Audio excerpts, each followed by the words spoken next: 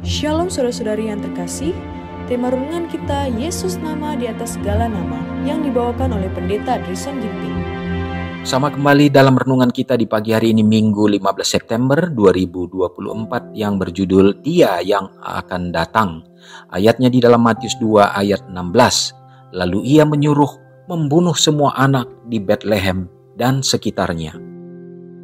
Pada saat kelahiran Kristus, setan melihat seluruh dataran di Betlehem diterangi dengan cahaya kemuliaan dari banyak malaikat surgawi. Dia mendengar nyanyian mereka, kemuliaan bagi Allah di tempat yang maha tinggi dan damai sejahtera di bumi di antara manusia yang berkenan kepadanya. Pangeran kegelapan melihat para gembala yang takjub dipenuhi kegentaran saat mereka melihat terang yang menerangi segenap dataran itu.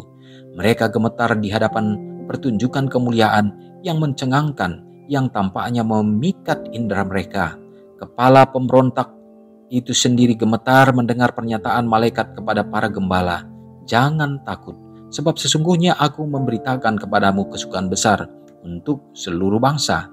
Hari ini telah lahir bagimu juru selamat, yaitu Kristus, Tuhan di kota Daud. Setan telah cukup sukses dalam menyusun rencana untuk menghancurkan pria dan wanita, dan dia menjadi kuat dan berani.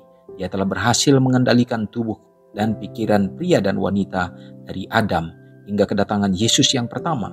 Namun, sekarang setan gelisah dan khawatir akan kerajaan dan kehidupannya. Dengan nyanyian, para utusan surgawi yang mengumandangkan kedatangan juru selamat ke dunia yang telah jatuh dan kegembiraan yang ditunjukkan pada peristiwa besar ini, setan tidak melihat pertanda baik untuk dirinya sendiri. Firasat buruk terbangun dalam benaknya tentang dampak dari kedatangan Kristus ini terhadap kerajaannya. Dia berharap sekiranya ini bukan dia yang akan datang, yang akan menentang kekuasaannya dan menggulingkan kerajaannya. Dia memandang Kristus sebagai saingannya sejak kelahirannya. Dia membangkitkan rasa iri serta cemburu Herodes untuk menghancurkan Kristus dengan menyindir dia bahwa kekuasaannya dan kerajaannya akan diberikan kepada raja baru ini. Setan mengilhami Herodes dengan firasat dan ketakutan yang mengganggu pikirannya sendiri. Dia mengilhami pikiran Herodes yang jahat untuk membunuh semua anak di Betlehem yang berusia 2 tahun ke bawah. Yang sangkanya rencana itu akan berhasil untuk membuat raja yang masih bayi itu disingkirkan dari bumi. Tetapi bertolak belakang dengan rencananya. Setan mendapati kekuatan yang lebih tinggi sedang bekerja. Para malaikat Allah menjaga penebus yang masih bayi itu. Yusuf diperingatkan dalam mimpinya untuk melarikan diri ke Mesir, di mana di negeri asing itu ia dapat menemukan tempat berlindung bagi penebus dunia. Renungkan lebih dalam. Adakah saya memberi setan kesempatan untuk memenuhi pikiran saya dengan keinginannya? Bagaimanakah saya dapat melindungi pikiran saya dari pengaruh jahat? Terpujilah Tuhan untuk pekabaran yang kita dapatkan kembali, yang menjadi kekuatan bagi kita untuk menghadapi akan hari-hari yang akan datang ini. Saudaraku, di mana dikatakan bahwa pada saat Yesus terlahir ke dunia ini, dia yang datang itu yang dinantikan sesungguhnya, tetapi begitu banyak daripada anak-anak Tuhan yang tidak menyadarinya dan bahkan tidak menyangka bahwa kelahiran Yesus dengan cara yang hina seperti itu. Tetapi justru mereka mengharapkan keagungan kemuliaan yang sesungguhnya yang akan terbangun. Tetapi pada saat itu pun setan sendiri merasa ini menjadi satu saingan, ancaman untuk segala rencana yang dia sedang lancarkan untuk dapat membawa manusia semakin jauh daripada Tuhan. Sehingga dengan pemikirannya mempengaruhi akan Herodes pada saat itu supaya Yesus dapat disingkirkan. Tetapi sesungguhnya dia memiliki lawan yang tidak bisa dia hadapi, yaitu penguasa sesungguhnya alam semesta. Dia jugalah yang menciptakannya sendiri, dan itulah Allah kita. Dan tentunya Yesus dapat diluputkan.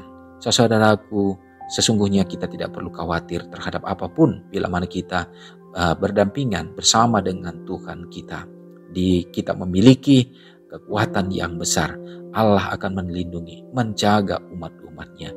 Bila mana kita selalu berserah, bersandar kepada Tuhan, maka tentunya Dia yang akan tetap mengawali kehidupan kita dan biarlah iman kita selalu diteguhkan, sehingga pada saat Yesus datang, maka kita akan tetap didapati untuk tetap menaruh harapan di hadapan Tuhan dan kita hidup di dalam kebenaran. Semoga Tuhan menolong kita. Mari kita berdoa.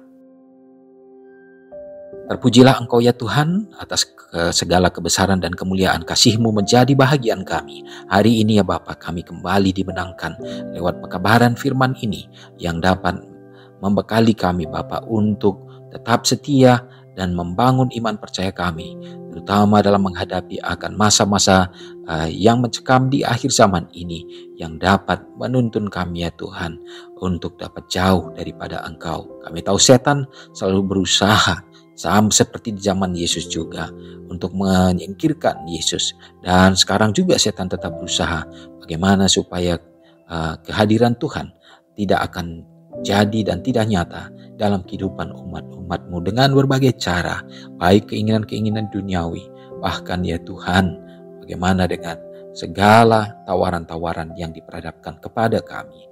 Biarlah Tuhan, kami akan memandang hanya kepada Tuhan saja, dan pengharapan kami tertuju kepada janji-janji-Mu ya Tuhan, bahwa kami akan beroleh damai, beroleh sukacita, bukan untuk di dunia ini, tetapi justru kami akan berada di dalam kekekalan yang Tuhan janjikan.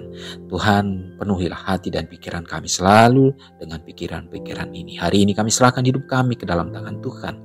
Segenap umat-umat-Mu dimanapun berada, di perkotaan, di pedesaan, dalam berbagai usaha tangan pekerjaan yang dilakukan, bukakan tingkap langit, curahkan berkat yang berkelimpahan. Melalui berkat itu pun umat-umat Tuhan akan bersukacita menjalani hari-hari dan juga menyokong pelayanan pekerjaan Injil dimanapun mereka berada. Memberkati juga umat-umat Tuhan yang sakit ya Bapa. Tumpangkan kuasa tangan Tuhan untuk memberikan pemulihan dan kesembuhan bagi mereka yang lemah iman. Kiranya Tuhan akan kuatkan dan teguhkan. Tak lupa juga mendoakan yang bersukacita merayakan hari ulang tahun pada hari ini. Tuhan pertambahkan hikmat, akal budi, kesehatan, dan panjang umur. Serta biarlah iman mereka semakin diteguhkan. Semoga kasih yang sama menjadi bahagian kami untuk melalui hari ini. Ampuni kami Tuhan. Doa ini hamba serahkan dalam nama Yesus yang menjadi juru selamat kami. Amin. Selamat pagi, selamat beraktivitas. Tuhan Yesus memberkati. Ingatlah Matius 5 ayat 13-16.